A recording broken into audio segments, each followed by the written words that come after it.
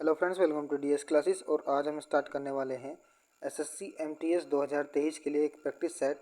Most expected question मिलेंगे आपको GK और जीएस के, जिसमें मैं पीडीएफ भी आपको इंक्लूड कर रहा हूँ। पीडीएफ भी आपको देखने को मिलेगी कहाँ पर, आपके डिस्क्रिप्शन बॉक्स में। तो वीडियो को स्टार्ट करने से पहले आप वीडियो को कर दो लाइक और चैनल को कर लो सब्सक्राइब अगर चैनल पर नहीं हो, और ज़्यादा से ज़्यादा वीडियो को शेयर करने की कोशिश करना भाई, ठीक है। तो ज़्यादा टाइम वेस्ट ना करते हुए वीडियो को स्टार्ट करते हैं, जिसमें पहला क्वेश्चन है हमारे पास कि निम्नलिखित में से कौन सी प्रायद्वीपीय भारत की पश्चिम की ओर बहने वाली सबसे बड़ी नदी है। यानी प्रायद्वीप भारत की पश्चिम की ओर बहने वाली सबसे बड़ी नदी के बारे में बात कर रहा है कि सबसे बड़ी नदी कौन सी है। तो सबसे बड़ी नदी कौन सी है भाई? आपका कृष्णा, कावेरी, नर्मदा या फिर गोदावरी। कृष्णा, कावेरी, नर्मदा या फिर गोदावरी। तो आपको ऑप्शन नंबर सी जो है इसका राइट आंसर हो जाएगा। नर्मदा जो है वो भारत की पश्चिम की ओर बहने वाली सबसे बड़ी नदी है। क्या हो जाएगी? नर्मदा, इसका राइट आंसर हो जाएगा। बात करें हम नर्मदा के लिए तो क्या है भाई कि नर्मदा भारत की पांचवी सबसे लंबी नदी है। भारत की जो है नर्मदा पांचवी सबसे लंबी नदी है। अगले बारे में क्या है? गुजरात और मध्य प्रदेश। गुजरात और मध्य प्रदेश की जीवन रेखा नर्मदा को कहा जाता है। गुजरात और मध्य प्रदेश की जीवन रेखा नर्मदा को कहा जाता है।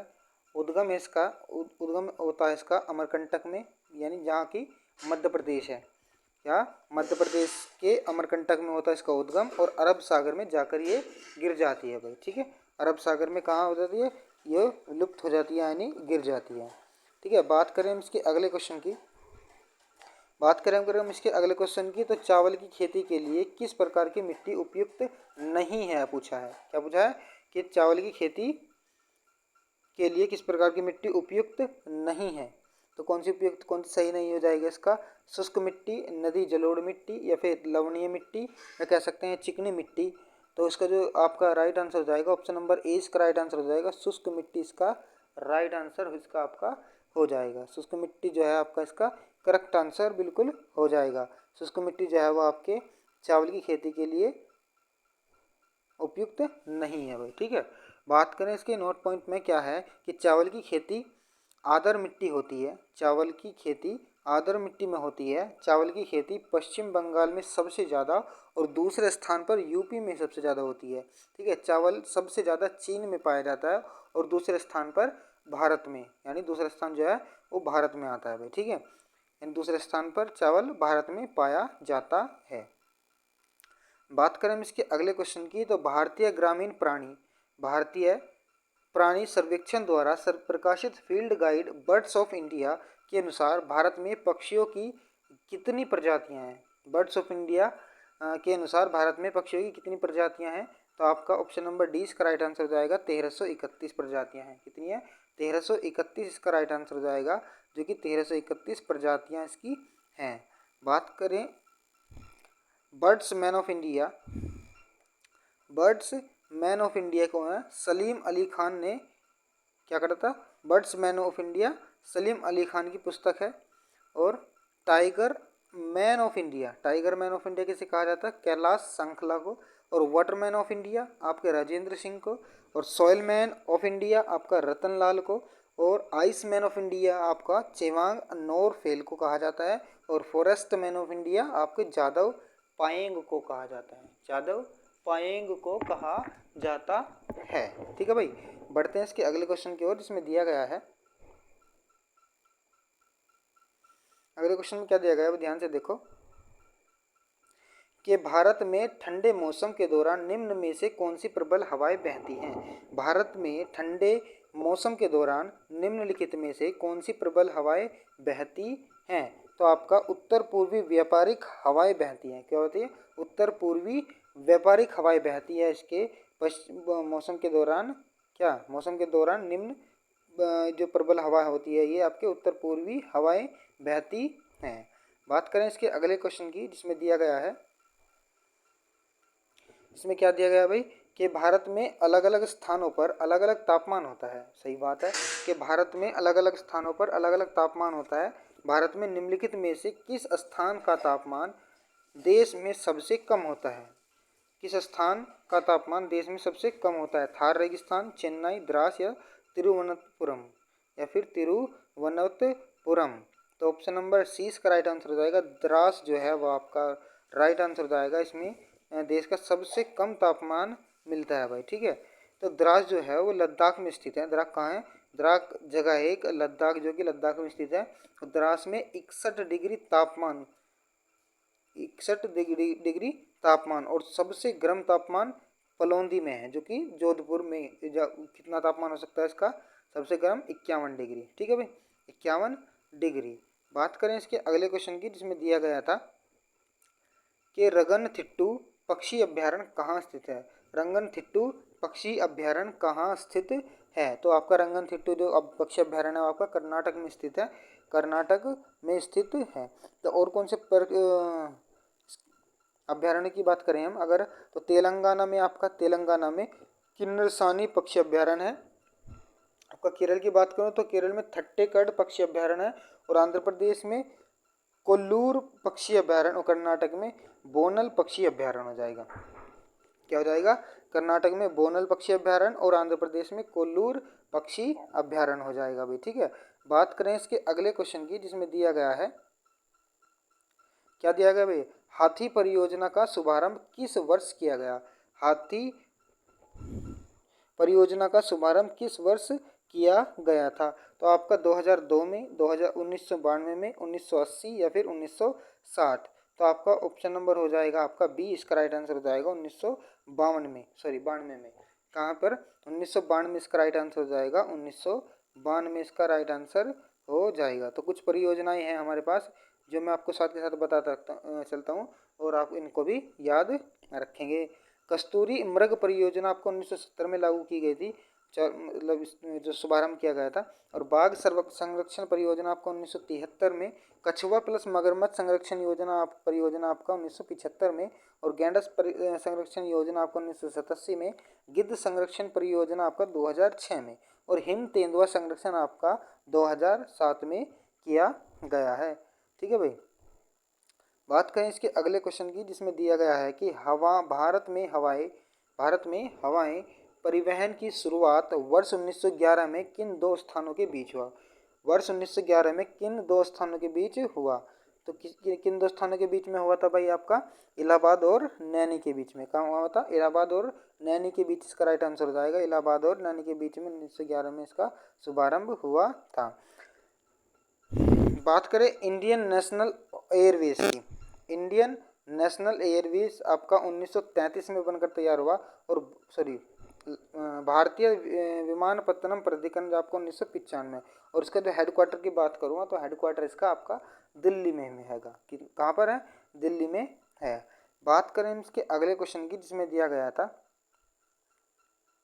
क्या दिया गया है जिसमें कि आत्मनिर्भर का सूचक क्या है? आत्मनिर्भर का सूचक क्या है? तो उन वस्तुओं के आयात से बचना जिनका उत्पादन देश में किया जा सकता है, जिनका उत्पादन देश में किया जा सकता है भाई, ठीक है। बात करें इसके अगले क्वेश्चन की। अगले क्वेश्चन की अगर मैं बात करूं तो पूंजी बाजारों के संदर्भ में संक्षिप्त एफपीओ का पूर्ण रूप बताना है। एफपीओ का पूर्ण रूप बताना है भाई इसका, ठीक है। तो एफपीओ का पूर्ण रूप होता है फॉलो ऑन पब्लिक ऑफर। क्या होता है? फॉलो ऑन पब्लिक ऑफर इसमें, ठीक है। तो एफपीओ के साथ साथ आप लोग याद रखेंगे कि आईपीओ का पूर्ण रूप क्या है? आईपीओ का पूर्ण रूप क्या है? तो आईपीओ का पूर्ण रूप है इनिशियल पब्लिक ऑफरिंग। क्या है? इनिशियल पब्लिक ऑफरिंग इसका राइट आंसर हो जाएगा। इनिशियल पब्लिक ऑफरिंग इसका राइट आंसर, सॉरी, तो ये भी आप लोग याद रखेंगे आईपीओ का फुल फॉर्म क्या है। तो आपका इनिशियल पब्लिक ऑफरिंग इसका फुल फॉर्म हो जाएगी भाई आईपीओ का, ठीक है। बात करें इसके अगले क्वेश्चन की कि भारत में केंद्र सरकार द्वारा किस तिथि को वार्षिक बजट पेश किया जाता है? भारत में केंद्र सरकार द्वारा किस तिथि को वार्षिक बजट पेश किया जाता है? तो आप लोग बताएंगे कि फरवरी के पहले दिन जो है वार्षिक बजट पेश किया जाता है। किसको? वार्षिक बजट पेश किया जाता है, ठीक है। आर्थिक सर्वेक्षण कब आता है? तो आर्थिक सर्वेक्षण आता है आपका 31 जनवरी को। क्या होता है? आर्थिक सर्वेक्षण जो आता है भाई आपका 31 जनवरी को आता है भाई, ठीक है।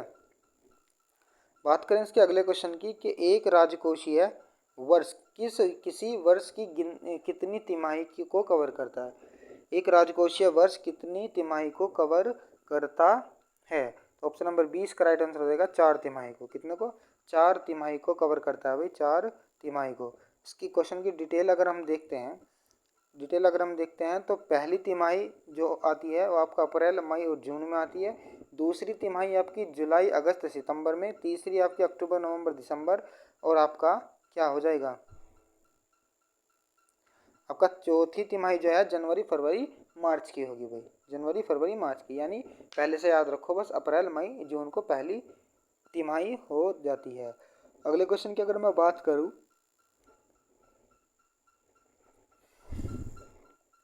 अगले क्वेश्चन की अगर हम बात करते हैं तो अगला क्वेश्चन क्या करा कि निम्नलिखित में से कौन सी संस्थाएं मुद्रा ऋण उपलब्ध नहीं कराती। मुद्रा ऋण उपलब्ध नहीं कराती है भाई। मुद्रा ऋण उपलब्ध कौन सी नहीं कराती? तो भारतीय रिजर्व बैंक जो है वो आपको मुद्रा ऋण उपलब्ध नहीं कराती है भाई। ठीक है, ये आपको मुद्रा ऋण उपलब्ध नहीं करवाती है। पीएम मुद्रा योजना कब लागू की गई थी? आपका 8 अप्रैल और 2015 में। 8 अप्रैल 2015 में पीएम मुद्रा योजना को लागू किया गया था। लेंस की क्षमता के एसआई मात्रक को एसआई मात्रक को किस अक्षर द्वारा निरूपित किया जाता है? किस अक्षर द्वारा निरूपित किया जाता है? तो डी अक्षर द्वारा निरूपित किया जाता है लेंस की क्षमता के एसआई मात्रक को।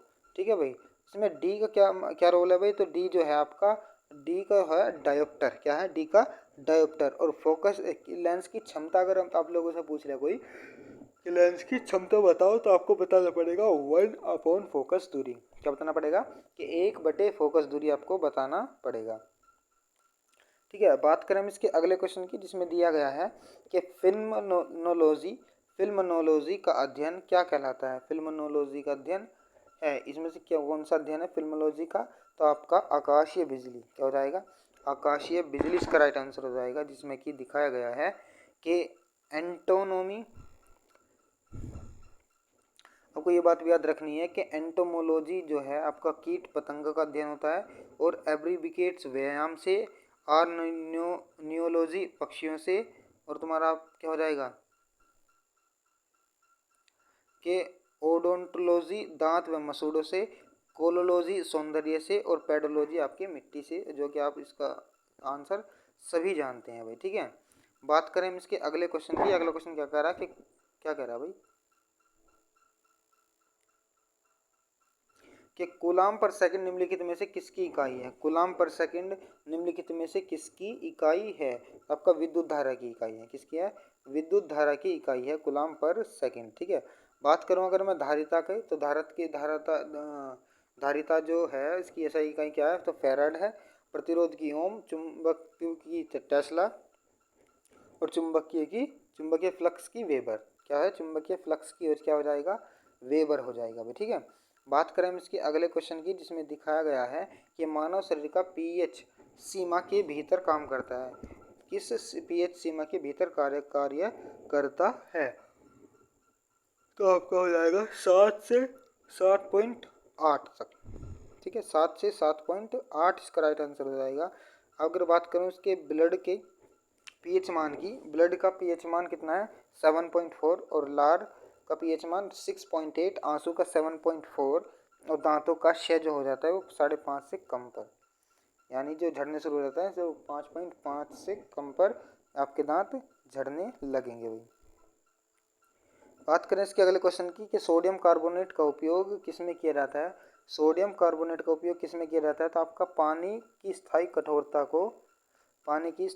कठोरता को दूर करने के लिए किया जाता है आपका सोडियम कार्बोनेट को भाई। ठीक है, बात करें इसके अगले क्वेश्चन की, तो अगला क्वेश्चन है तुम्हारा क्या कि ट्राइक्लोरोमेथेन का आयुपेसी नाम बताना है। ट्राइक्लोरोमेथेन का आपको आयुपेसी नाम बताना है। तो आपको ट्राइक्लोरोपेसी का आयुपेसी नाम होता है आपका क्लोरोफॉर्म। इसका राइट आंसर हो जाएगा क्लोरोफॉर्म, इसका राइट आंसर हो जाएगा। बात करें हम इसके अगले क्वेश्चन की, बात करें इसके अगले क्वेश्चन की, स्टीरियोप्स निम्न में से किस अंग से संबंधित विशेषता है? निम्न में से किस अंग में विशेषता है स्टोरियोपीसिस में? इसमें स्टोरियोपीसिस, तो आंख इसका राइट आंसर हो जाता है। जो आंख है उसका राइट आंसर इसका हो जाएगा।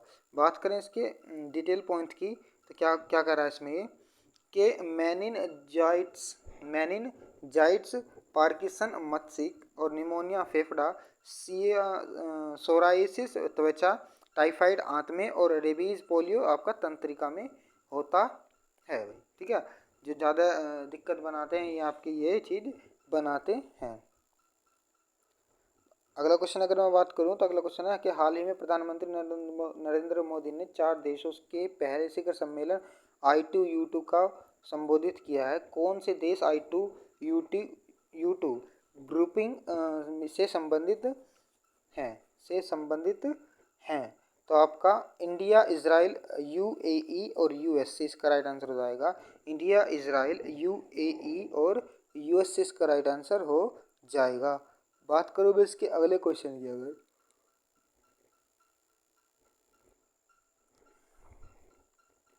अगला क्वेश्चन है ईरानी ट्रॉफी 2022 का विजेता कौन है? ईरानी ट्रॉफी 2022 का विजेता कौन है? तो आपका शेष भारत इसका राइट आंसर हो जाएगा।